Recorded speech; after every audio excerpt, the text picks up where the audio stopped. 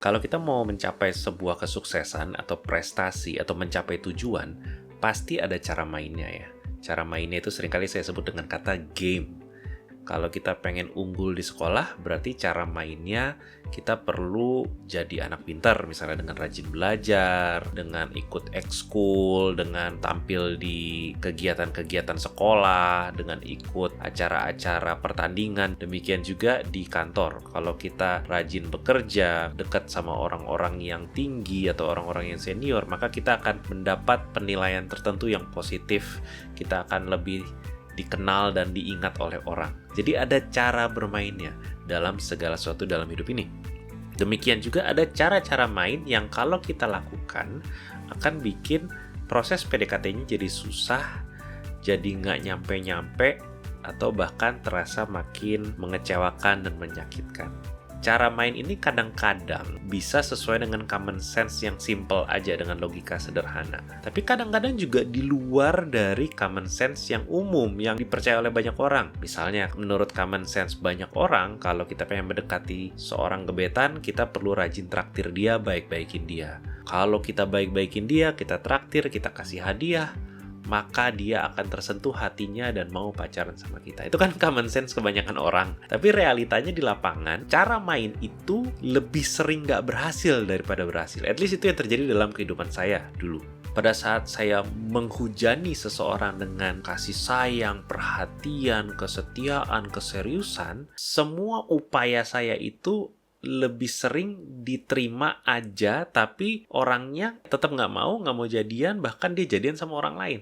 Jadi bisa dibilang gamenya salah. Jadi ada game yang sesuai atau yang tepat. Kadang-kadang kita bilang game yang benar, ada juga game yang nggak benar. Game yang membuat kita malah jadi makin rugi atau malah jadi kacau. Di kelas cinta, saya dan coach lainnya tuh sering ngajarin cara main tertentu. Gamenya begini, gamenya begitu. Nah, yang bikin gamenya itu bukan saya atau coach lainnya. Cara main itu sudah dipakai atau sudah dimainkan oleh banyak orang jauh sebelum saya. Mungkin ratusan ribu atau jutaan orang jauh sebelum saya. Jadi kita pelajarin cara mainnya orang yang sukses, lalu kita berusaha pahami prinsipnya, lalu kita ajarkan lagi. Sebagian dari games itu sudah turun-temurun sekian ratus tahun mungkin, dan saat ini sudah tidak relevan karena zamannya sudah berubah. Itu sebabnya kita perlu sering update pengetahuan kita revisi gamenya, kita tambahkan pengetahuan baru atau keterampilan baru yang lebih sesuai dengan kondisi zaman ini.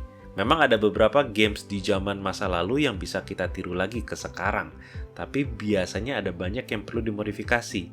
Itu sebabnya saya dan coach lain di kelas cinta tuh rajin mengupdate, menambah, modifikasi sejumlah game yang kayaknya bagus tapi sudah agak berbeda di zaman sekarang. Apa yang terjadi kalau kita nggak update gamesnya kita tidak update pengetahuannya kita, ya kemungkinan besar kita tidak akan mendapatkan tujuan atau hasil yang kita harapkan.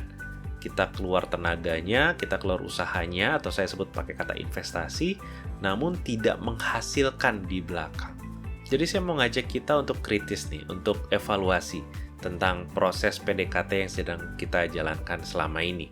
Apakah games yang kita lakukan selama ini membawa kita lebih dekat, benar-benar lebih banyak hasilnya, atau jangan-jangan games yang kita lakukan ini adalah sebuah idealisme yang baik, tapi ternyata lebih menyakitkan, lebih merugikan kita, dan perlu diganti, perlu dimodifikasi. Dan jangan lupa juga, setiap games itu tergantung dengan konteksnya ya.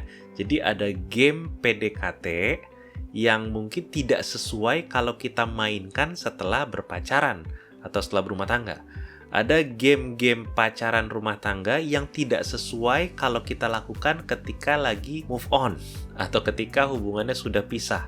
Jadi masing-masing game itu perlu dicek konteksnya dan direvisi dari waktu ke waktu. Karena manusia terus berkembang, kebudayaan juga terus bertambah, jadi kita perlu belajar menambah ilmu baru supaya games yang kita lakukan alias cara main yang kita lakukan selalu relevan dengan zamannya.